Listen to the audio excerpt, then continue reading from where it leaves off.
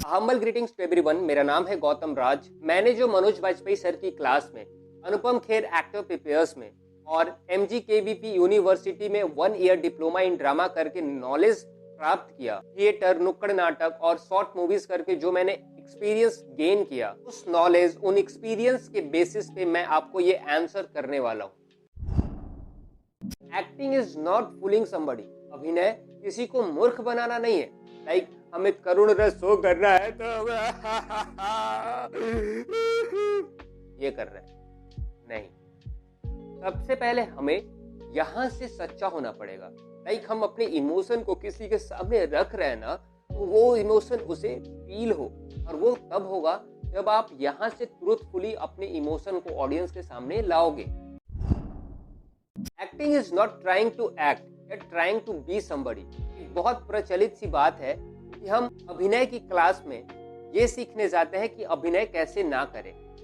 Acting is living the life of the character that you have given. Suppose आपको एक criminal का character मिला है, अब यहाँ पे आप क्रिमिनल का एक्ट नहीं करोगे, आपको क्रिमिनल बनना पड़ेगा।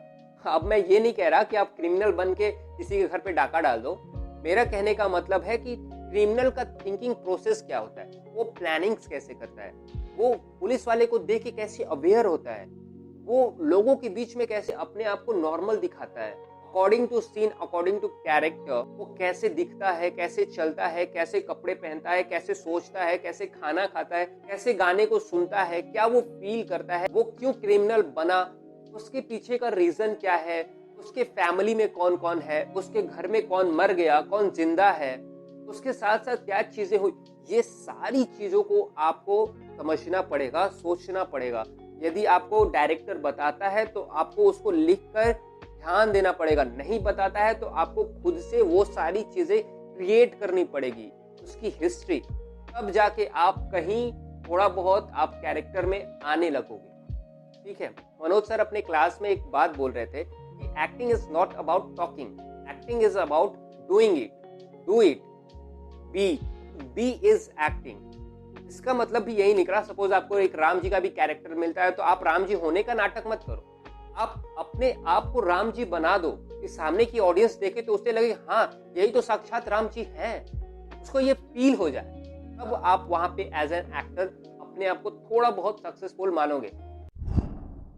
Acting is art of listening, watching, art of awareness and imagination. देखो ये सारी चीजें अपनी अपनी जगह बहुत महत्वपूर्ण है, लेकिन इन सब में मैं सबसे पहले जो चीज को रखता हूं वो है लिसनिंग। लिसनिंग क्यों? जब हम अपने को एक्टर को, अपने डायरेक्टर को ध्यान से सुनते हैं ना, तो ऑटोमेटिक हम लोग प्रेजेंट मोमेंट में आ जाते हैं, हमें चीजें समझ में आती है। यहाँ बहुत सारे एक्टर गलती क्या करते हैं ना कि उनको जो डायलॉग्स मिल जाती है उसे वो याद कर लेते हैं, उसे वो डिजाइन करते हैं कि हम ऐसे डायलॉग बोलेंगे, हमारे चेहरे का एक्सप्रेशन ऐसा होगा।